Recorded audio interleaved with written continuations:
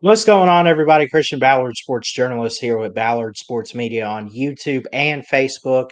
Do us a favor if you're on Facebook and follow the page. Would love and appreciate you for that. Leave a reaction. Let us know how you're doing tonight. If you're on YouTube, hit that thumbs up, hit that subscribe button. Really appreciate you tuning in tonight. We got a couple people watching already. This is Michigan State Talk live with our buddy MSU number one fan. How you doing tonight? Doing good, View. I'm doing great, man. It's always good catching up with you every couple months, and Mhm. always good to hear what the Spartans are doing, and especially in the Big Ten. Like, how do you want to go with this tonight? Like, where do you want to start? Wherever you feel like starting. Yeah, let's. Since I got it pulled up, I mean, talk to me about their latest recruiting class in 2025, all the enrollees and everything. We'll kind of look at that and kind of talk about some of the talent they have coming in. What do you see? I'm be, su- I wouldn't be surprised if Brady Crosswalk would be a starter week one against Western Michigan and against Youngstown State. Hmm. He has another linebacker commit from the same high school, and they run the similar defense to what Joe Rossi runs. So I wouldn't be surprised if those two lesser games that if they started just to get their feet wet. Yeah. And What do you I don't think know. of what do you think of your highest rated recruit in Derek Simmons here, a four-star defensive lineman? He's from Frankenmuth, Michigan. He's a D lineman. He's 6'3", 270. What do you think of him? So Michigan State last year struggled to contain the outside and inside on the D line. We needed help, and Jonathan Smith knows what positions to specifically get. He goes after what he wants and what he needs. Cool. Do you think it's working out so far with Coach Smith? So far, since the first season. I think he just came off year two, I think, because Mel Tucker left or got removed. We won't get into it, but Yeah. that was around 2023. So, you think it's working out with Smith so far? Yeah, I mean, you're coming up to year one to Year what one, yeah. yeah, Last year was his first. That's right. yeah. He was hired late in November. Hmm. He did what he could with the class that he had last year. Yeah. It's not like coaches leave. Hmm. We have a lot of Oregon State guys because they know the system, they know the coach, and they know what he wants. He reminds me of Yeah, Mark absolutely. Antonio so much. Yeah. And now we're being slammed for a scandal under Mel Tucker. I've seen a little bit of that. You don't have to get into it if you don't want to, because I know it's major news and everything. I haven't Yeah, seen all of it. I might have to look at it on my own time, but yeah, I I might know have to that too. it's probably. I mean, all I will say is it's probably going to impact this football season for at least Michigan State in a big way. I would say. I mean, Yeah. I would think because if it's going on throughout this off season, it probably becomes a little bit of a distraction, don't you think? And I think Jonathan Smith is trying to keep the kids' mind basically on the spring practices Mhm. and not on the outside. Yeah. And D'Antonio did the exact same thing. Yeah. He was like, the inside is the inside. Absolutely. So talk to me. Let's get back to some of these recruits, man, because I'm a recruiting junkie. Like anytime I get to talk about it, like it's really fun. But you got a couple different good positions. You got a quarterback, Leo Hannon. You got Damari Malone is a linebacker. You got a running back, which I always love seeing. Jace Clarice Clarice, Lucio. Aiden West is a corner. Is there one of these recruits or enrollees or whatever, and it could be anybody, whether he's on the screen or not. Justin Bell's an offensive tackle, George Mullins, corner. Who are you most excited to see possibly play as a freshman, if anybody out there? Like, is there anybody that you look at and say that you hope they could play as a freshman? And ultimately, do you think they could play as a freshman this year in 2025? I think Jace Corvzio will, based on we have no returning starters from the running back position. And that was a struggle last year. And it showed up in a lot of the games that we ended up losing. Yeah. To where Jace Corvzio was offered by Alabama. Mhm. It's not typical Michigan State snags one from Alabama. But No, he's it's great. not. It's usually if someone's gonna take it from us, man, they're it's Georgia or Texas or Auburn or somebody. It's not Michigan State's. Yeah. But if you think about it though, he's a hometown kid too. Yeah. So whether that played a role into it, I don't know. Sometimes kids wanna play close to home, Yeah. it probably did play a factor, I would guess. Um, I'm not saying this to be like a jerk or nothing about No. Michigan State, but I don't know any other reason. Maybe a guy like him, because I've seen some of his highlights. He's really talented, man. He's really, really good. And I I don't believe know it. what other reason other than being close to home, why else would he go to Michigan State? But that's just my take. I'm not saying Yeah. like he shouldn't go there or anything. I wouldn't be surprised if he got put on special teams as well. So Yeah. What do you think between offense, defense, and special teams? Of those 3, what's gonna be the biggest strength between those 3 sides of the ball and the biggest weakness going into this year, you think? I Well, think the first off, offense. let me ask you, what was it last year, and what do you think it'll be this year? Is it gonna change up a little bit, you think? I hope it changes up. If you look at a couple of those close games we were in, special teams at Michigan lost us Mhm. the game. Offense, we did score twice, but once we got in the 20s, we could not punch it in. Red zone turnovers, shut yourselves in the foot. Yeah. And to me, there's a couple penalties in that game that should have been called, but were kept in the back pocket.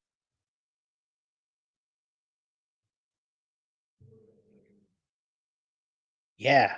Yeah, man. I watched a little bit of you guys, last year, and I thought you had some good moments, but you had a lot of tough turmoil too, man. I mean, 5-7's pretty rough. It was 3-6 in Big Ten play. You did get like, I mean, if anything, I'll give you like you had some close games. Like Yeah. there are losses from last year.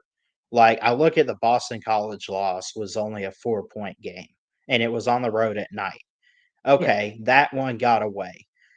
Those are the ones that you look at and say, those are the ones we could have won. Ohio State, who beat everybody but Michigan, and I think Oregon the first time around, 38 Yeah. to 7. We'll throw that aside. Oregon, throw it aside. You beat Iowa. That might be your best win last year. In fact, I'm going to step out on a limb and say that it was 32 to 20. You had it close with Michigan, and then well, that's really it as far as the losses. I mean, I guess give you Boston College and Michigan. If you find a way to pull upsets there, I mean, are you looking at 7-5 and then potentially going to a bowl and seeing what you can do against an opponent? So, like you guys were on the edge there. Now you come in with Jonathan Smith this year, and we'll look at the schedule later on. But Yeah. like, I think Michigan State's in a. I do think you guys are in a good position. I Yeah. just like you and I have talked before. a playoff run or anything from 2015 is miles ahead of you at the moment. Yeah. And you go back to that first quarter Indiana game. We were up 10 Mhm. nothing at the end of the first quarter. Yeah. That was the first time all season Indiana had trailed until that point. Right. Yeah. But it seems like, I mean, like I said, you're top 40 in recruiting right now. Um, 21 in the transfer class rankings, which is pretty good, I think.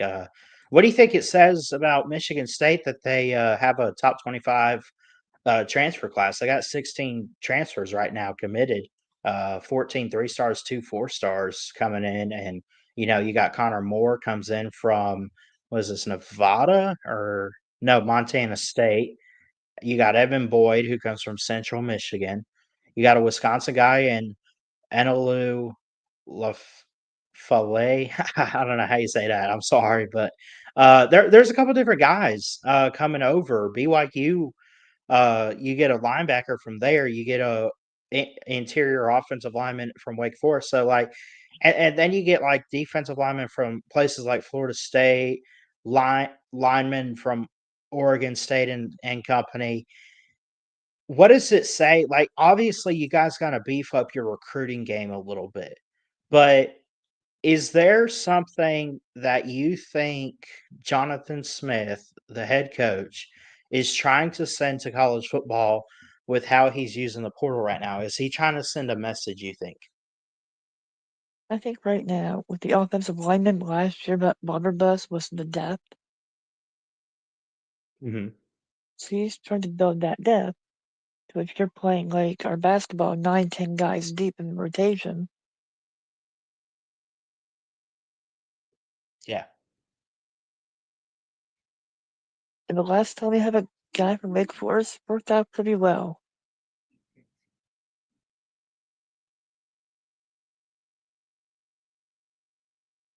Yeah.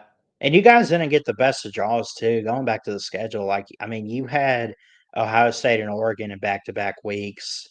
That killed you. Indiana was good. That killed you. Illinois was, pretty okay Scotland. season, pretty good. You struggled there.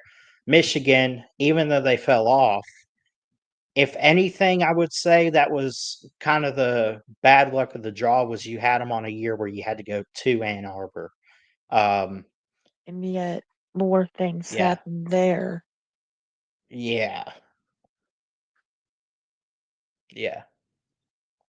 You look But at you beat Maryland, you beat Purdue. But again, like I look at that and I say that's kind of scraping the bottom of the barrel right now in the Big Ten. When you beat those teams, like it's really it doesn't have as much meaning as it probably should. But I will say, from my opinion, and we'll look at the schedule in a bit. I gotta say Jonathan Smith's on an uphill climb more than he is a downhill fall. You know what I'm saying? I think it's gotta go up from here. Yeah. Like, I haven't looked at your schedule yet. I don't know what it looks like, but 6 wins has to be the answer for this season.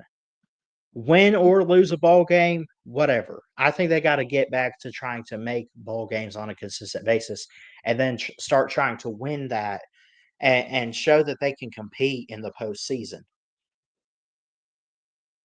I think another thing is too that Aiden Childs was a first time starter too, full Yeah, time at last quarterback. season. So Yeah. he's not used to full time starting. Mhm. He's used to coming off the bench. And it's like Smith said Yeah. that it'll come with time. You can't just say, hey, you're a sophomore, so you're playing like it's gonna take time. Yeah, and you lost too, looking at it this year. Interesting with the transfer portal, we talk about these players. You bring in 16, you don't bring in a quarterback from the portal. You bring in some wide receivers, though. Amari Kelly from Middle Tennessee, and then from Kent State, Krishawn McCray. Uh, no quarterbacks come in. You did lose 15 guys to the portal. It looked like. Did you lose a quarterback? You lost a few different receivers though. Jalen Smith to UTSA, Johnson to UNC. I could keep going, but it seems like those wide receivers, a lot of them really hit the portal. Is there something going on at that position you think that led to that? Or is it just a bunch of depth and guys not seeing the field? I think a lot of it is the guys not seeing the field, and also we did it based on the opponent of that week. Mhm. So we know Nick Morris is obviously your wide receiver number one. Right. Outside of that, we had no one really to step up, to which we said, we needed Antonio Gates. That fell through the floor. AJ Brown, the transfer from Nebraska, he was pretty much hurt the entire season, so we couldn't have him.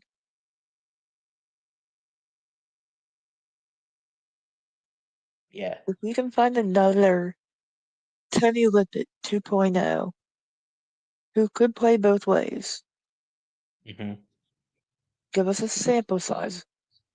I'm not asking for 400 and some yards and 4 tutties in a game, but like something small.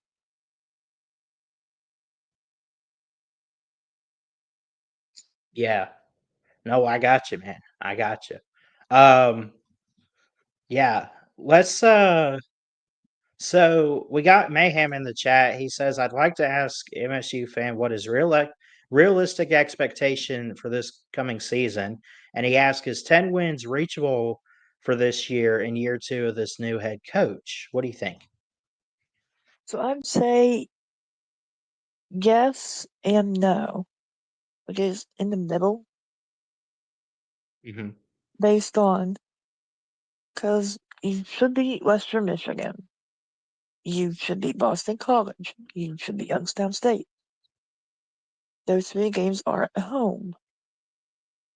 You have to go on the road to USC. Your bye week, UCLA, both on the road. You have to play Michigan, Indiana, Iowa, and Penn State all in a row. Yeah.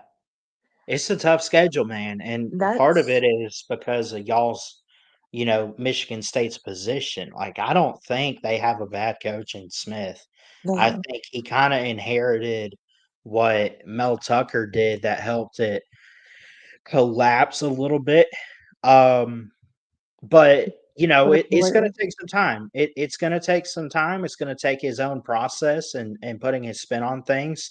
Like this 3 game stretch here at the end of the season, Penn State at Iowa, and then neutral in Maryland. That's tough. Say what you want about Maryland. That's a tough stretch for at least for Michigan State, and then like okay, Indiana on top could of you it. could go 3. Yeah, the non-con seems pretty straightforward though. Although I will say Bill O'Brien at Boston College, I think is doing an okay job there. I do. Um, but Youngstown State, Western Michigan, you got to win games like that. You go to the Coliseum. I think this is your first true test, like legit, because it's a conference opener. You have to go to. It's your first road game. You go to the Coliseum. Can you beat Lincoln Riley? I don't know. I doubt it, but then you get a bye week at Nebraska, UCLA, at Indiana, Michigan, at Minnesota, and it goes on. Penn State, Iowa, Maryland. This 3 game stretch is gonna be tough. Um, the road schedule, I don't know if any of that's like, I just think these teams are better than Michigan State this year, honestly. And again, this isn't to bash, this isn't to put y'all down or nothing. I just think that they're not in the best position, not necessarily to win, but to compete. They could probably get by with pulling some upsets here or there and pulling some strings and trick plays and, maybe they hit that field goal or something or just get that defensive stop if they could boost the defense. whatever it looks like. They have this schedule given to them, and it's doable. My prediction right now for you guys, at most, probably 6-6. I mean, I could see you getting to a bowl game, but it's going to take some magic, I think. What do you say? I'm gonna say 8-4. At most? Probably 8-4 at the most. Okay. Be- Can Your I opponent, ask why? And can I? Because I just don't know, man. Because it's the road schedule for me. Like Indiana, Nebraska, USC. Well, let's go through and count these losses. Western Michigan win. Boston College at home, that'd be a win. probably going to be a win. That could go either way, but I'll give you a win there. Youngstown State's a win. At USC, I don't I don't really trust Lincoln Riley, but that is tough to call right now. Nebraska, probably tough to call right now, but Nebraska's heading in a good direction. Um, Indiana, I'll give you okay. Here we go. Let's say you win these. Let's say I give you one of these two. Pick USC or Nebraska. Your pick. You have to lose one. I think we'll lose USC because Okay. anytime East Coast teams travel out west, it does not fare well. Nope. Okay, so you You lose just USC, but you you get the just bye ask week. You Ohio come State back. how well that went. Yeah, yeah, right. So let's say okay, so you lose out west. You come back. You beat Nebraska. You're at 4-1. UCLA. Should You be get a them at win. home. That'd be a win. 5-1. At Indiana. Say what you want, but I think Kurt Zignegi's a really good coach. I really do, and I think that he has a lot from last year that he could bring back to maybe not make the playoffs, but I just think Indiana might be a better team. So there's a loss there. What do I Yeah, have yet? 3 losses so far. yeah. Michigan rivalry game. It is at home. I could see that either way, but I would probably favor the Wolverines. I guess I could see you beating Minnesota. Penn State's no. Iowa probably not. I guess I could see a 7-5. I guess I could see it for you. I don't know, man. I have to see Michigan State play well enough on the field the first couple weeks to then look at the rest of their schedule and make an accurate prediction. But I guess for the benefit of the doubt, like 6-6 or 7-5 is doable. You said 8-4. It's hard to find less than 5 losses for me personally. Mark D'Antonio always got his guys up and ready to punch Hmm. somebody in the mouth. Yeah. The problem is you never knew who that somebody was. Right. He always got up and ready to punch Michigan in the mouth, but let's just face it, that's every year. Yeah. And then I don't understand why the Big Ten didn't do anything about that whole fight at the end of the game. Did you see that clip? Hmm. Yeah, I don't know. They didn't do anything, I guess. No. Well, Wow. I don't understand how that's not a penalty. Who threw Anthony Jones down? It was way downfield.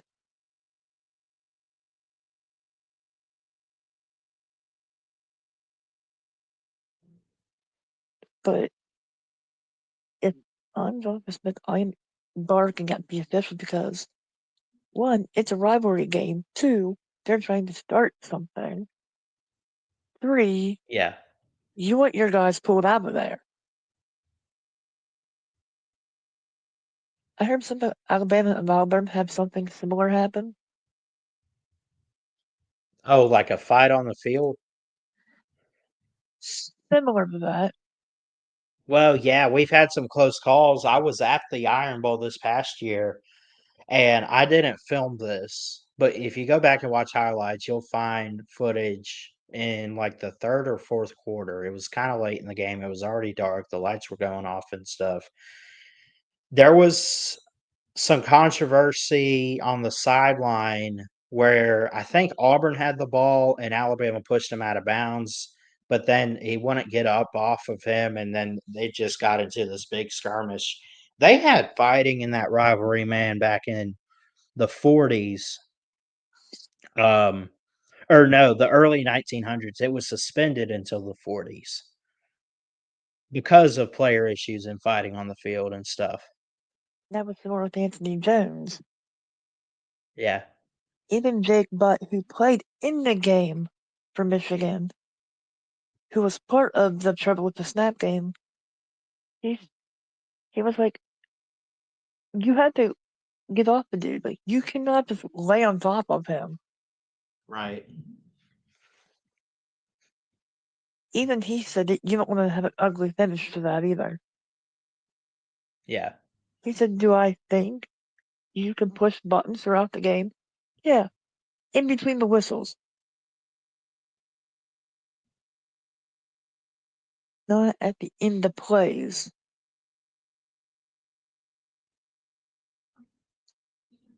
We had a Michigan player stomping on one of our staff members. Did you hear about that? No, tell me about it if you can. Yeah, because I Well, that haven't was heard about that. it was after that Anthony Jones incident to where Okay. we had a staff member involved with other guys being assaulted by a Michigan player, stomped on by cleats. Even his own teammates were trying to pull him off of him. Big Ten said, Yeah. sorry, we want Michigan to win, so we can't do nothing about it.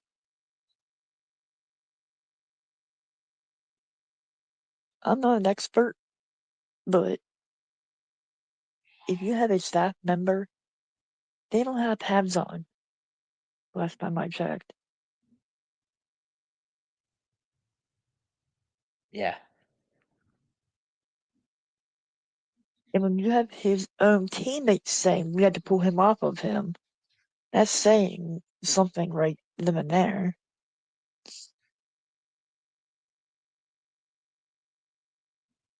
Yeah. I mean, I would assume something was off. I mean, like if you don't get off of a guy or like it gets if it gets to the point where your teammates or players have to come out and break up a fight, like it says like that you're obviously being too aggressive out there, I think. I think the officials better should be notified ahead of time too. Yeah. It's like the Ohio State Michigan thing. Michigan started that. They never got penalized because the Big Ten wanted them to win. Yeah. Let's just face it. If I'm Ohio State, if we win in Ann Arbor, I'm gonna plant the Ohio State flag right in the Michigan emblem.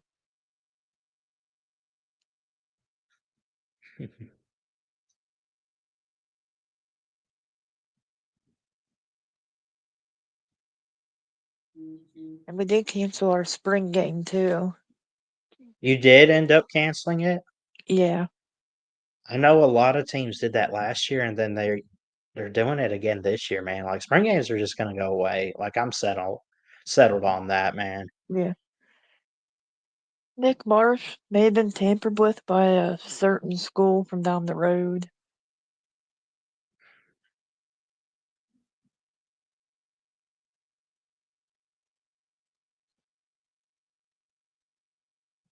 I will say we did sweep Michigan in men's basketball, so I'm happy about that. Yeah.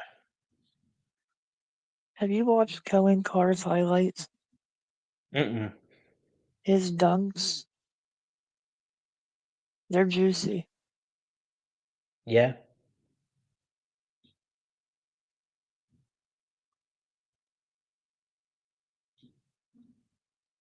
I wouldn't be surprised if we won a game that we shouldn't have won.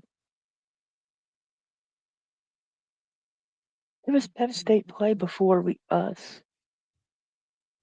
That's a good question. I've done their schedule preview, but it's been a month or two. I gotta go back and look. I don't have these memorized, but like Penn I think it might State be Ohio State. 2020. No, they get them in October or something. They get you. Well, they get them November 1st. So they have at Ohio State, Indiana, and then at Michigan State. Right. Indiana's at home. And how does Penn State handle the adversity of being Yeah, that's a tough. physically beaten by two straight teams that made the 12-team playoff? And you know Michigan State's going to run the football, so you're going to have to be ready for more physicality. Yeah. Can Penn State maintain that? Their non-conference is a joke. Yeah. To me, I'd rather tune in to Oklahoma and Michigan than watch Penn State beat a nobody. That's fair. They're pretty weak in the non-con. I mean, Nevada, FIU, which is Florida International, and Villanova. I only knew Villanova as a basketball school. And basketball skew. Yeah, right. It should be required that all P4 teams must play a Power 4 non-con game. I agree to that. For real, man. Like, if Penn State wants to play Pittsburgh as a rivalry, go ahead and play it. Because number one, it's in state. Yeah. I don't care if they play Temple. I mean, Temple's dumpster fire, but it was Yeah. Alabama play in the non-con. I should have this memorized by now, shouldn't I? I'd say as a Let's Bama see. fan, probably should. I know we host Wisconsin because that's a home and home. Oh, Yeah. guess who we play week 1? Who? Look at this. Look at this. You want to take a guess? Auburn. Or no, week 1. Auburn's always in November. Honestly, I had no idea. Look at this. Florida State.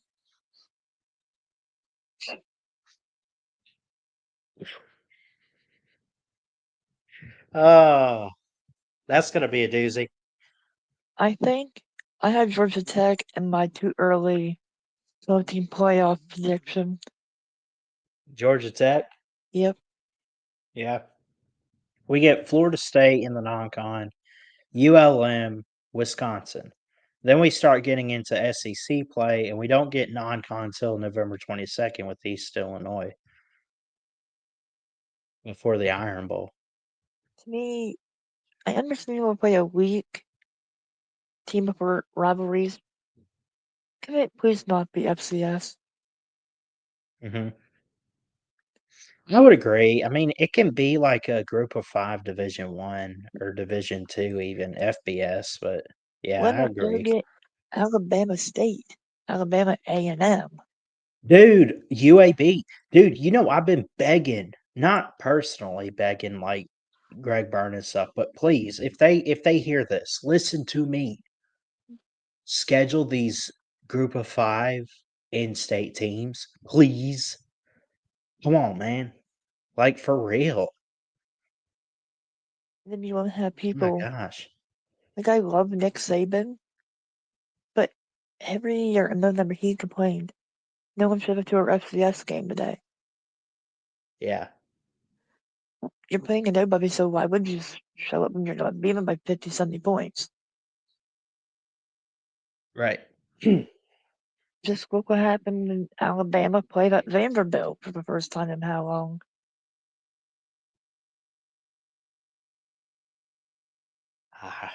It's a good question. Well, they played Vandy last year on the road. They had played at home in 2022. I went to that game. It was my first Bama game. Um, and then they had played at Vandy in 2017, or 18, whatever it was. But it's been a little while. Then you lose again to Tennessee on the road. Mm-hmm. Yeah.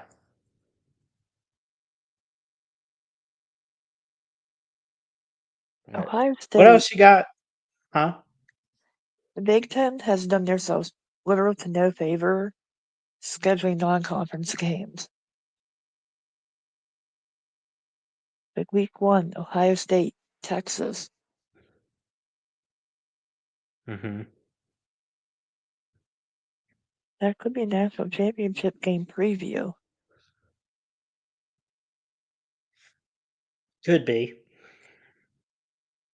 You have Oklahoma hosting Michigan. You have Notre Dame playing host to Purdue. Mm-hmm.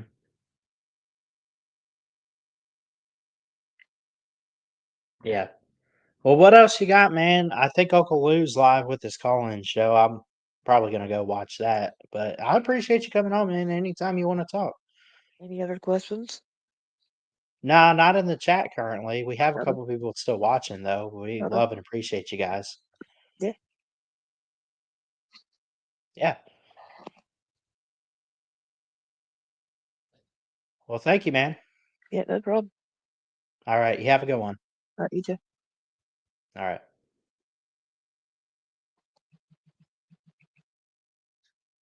All right. MSU #1 fan, everybody. We have him on a regular every couple months or so, maybe once a month, it seems like sometimes. Always love getting his texts and emails, chatting up with him and everything, and talking up some college football, Michigan State, Big Ten, and everything. So, anyway, I'm gonna get out of here. Lou is live. Go watch him. Love y'all. Jesus loves you. God bless, and we'll see you soon here at VSM.